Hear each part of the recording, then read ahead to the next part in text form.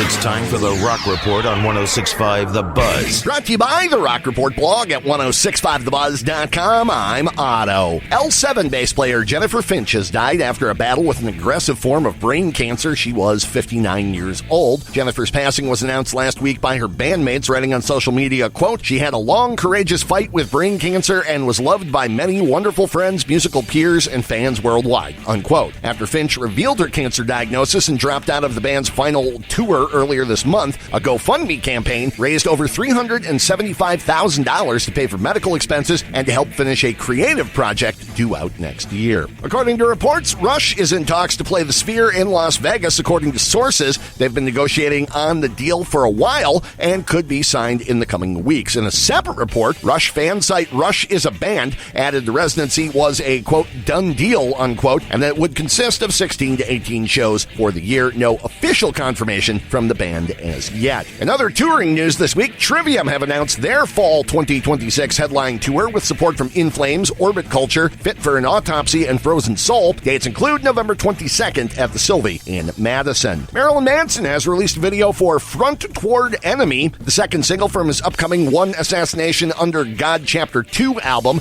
that will arrive August 14th. Another new music news, Amon Amarth has announced their new album, The All-Father Awakens, being released October 2nd, and released the opening track from the album entitled Galahorn. Hatebreed has announced a new studio album entitled Fatal Paradox, due out November 6th, and released the lead single entitled Kill Count Increase. Theory of a Dead Band have released a new single, Funeral Song, taken from their upcoming EP Part 1 Funeral Songs, due out September 4th, and Saxon guitarist Brian Tatler confirmed the band will be releasing a new album early next year entitled Gods of Thunder, though no specific date was given. Anthrax are teaming up with Z2 Comics on what they're calling an original graphic album. Not the Oral History of Anthrax will feature comic artists adapting the stories of the band's lives and career, due out March 16th of next year. Meanwhile, Godsmack are teaming up with Sumerian Comics for an original graphic novel. Godsmack Awake is described as a reimagining of the band's record of the same name as a supernatural narrative about memory, guilt, and violence. The 96-page comic is now available